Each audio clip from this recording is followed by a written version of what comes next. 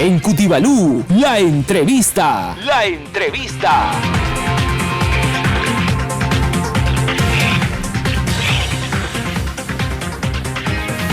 Se ha confirmado el primer caso de la viruela del mono en el Perú.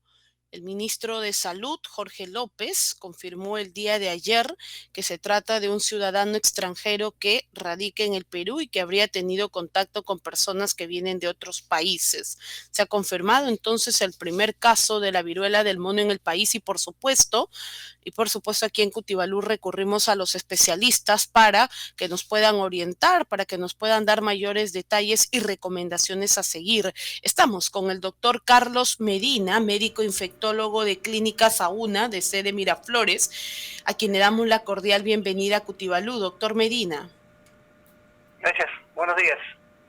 Muy buenos días. Doctor Medina, tras confirmarse este primer caso de la viruela del mono, ¿qué es lo primero que tenemos que saber acerca de esta enfermedad? Bueno, lo primero a saber es que era esperable que iban a presentarse casos en el Perú.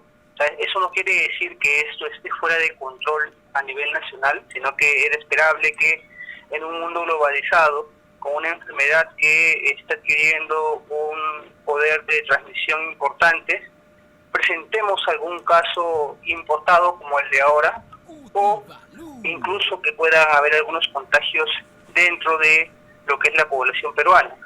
Lo que es importante recordar es que esta enfermedad no es una enfermedad ligada específicamente a un tipo de población, que eso es, digamos, en este momento el error que se está cometiendo de asociar esta enfermedad solamente a la población de hombres que tienen sexo con hombres, y eso no es así.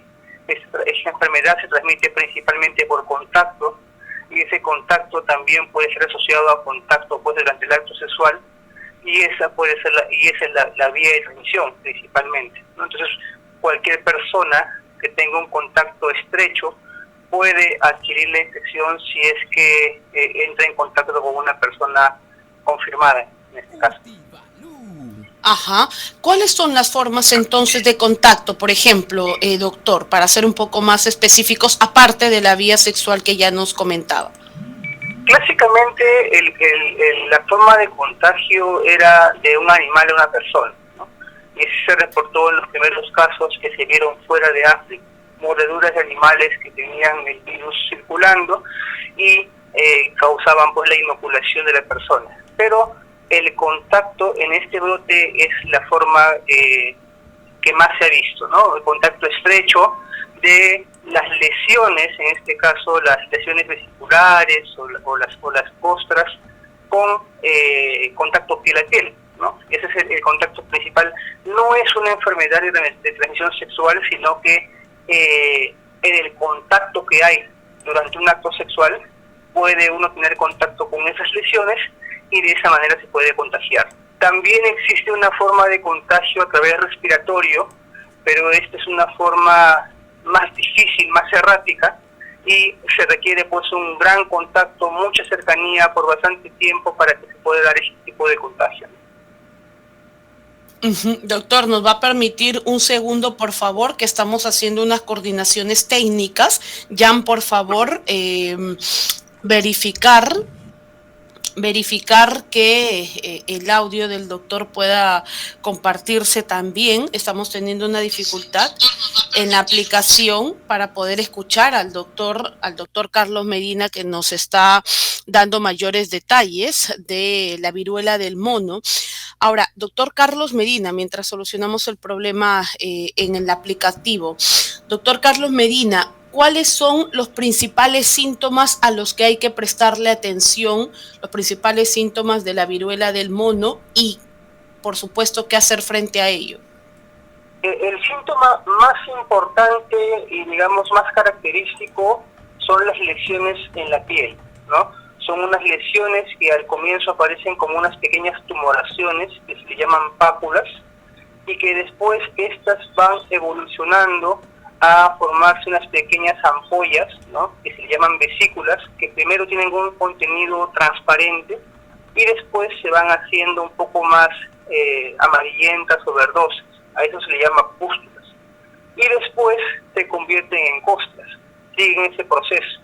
Estas lesiones pueden aparecer en una persona que tenga o no tenga fiebre, ¿no? La fiebre no es algo, digamos, que esté presente en todas las personas, pero sí va asociada a aumento de tamaño de los ganglios que están cerca de la lesión, ¿no? Ganglios a nivel inguinal, o ganglios a nivel axilar, o ganglios a nivel cervical en el cuello.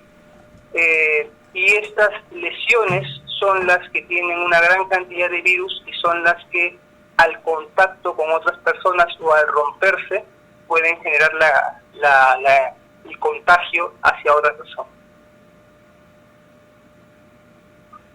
Doctor, la población se pregunta y nos hacen llegar algunas interrogantes relacionadas con esta enfermedad.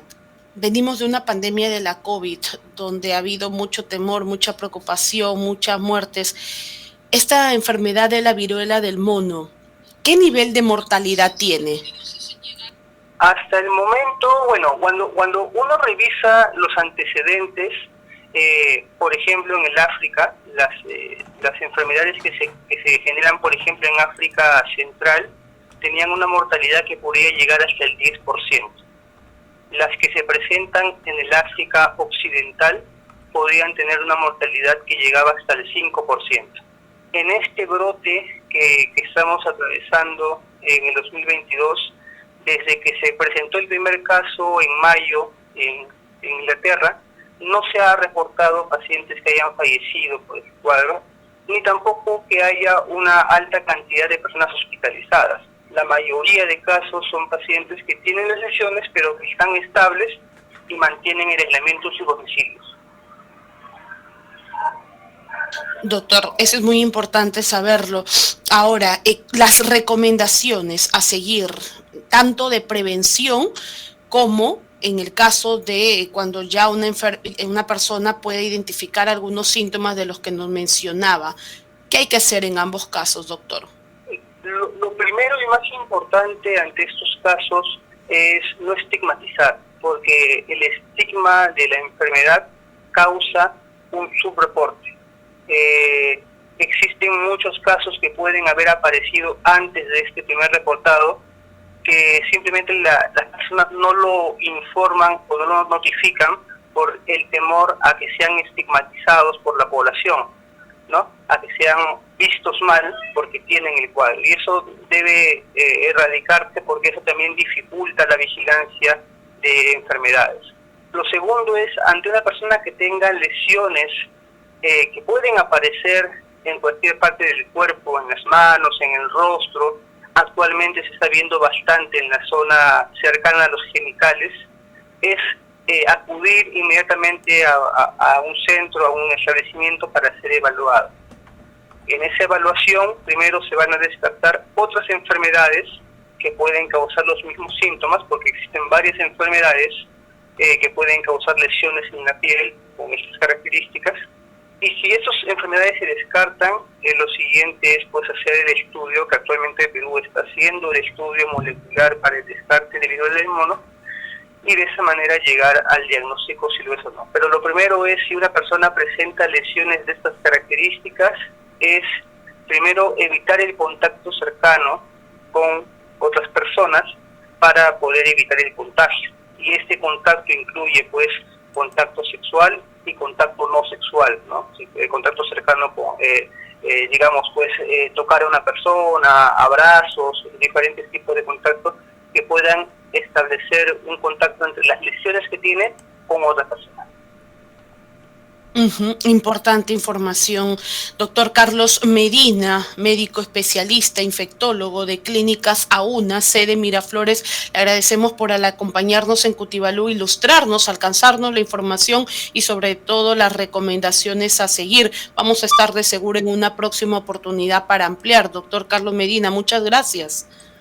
De nada, gracias a ustedes. En Cutibalú, la entrevista. La entrevista.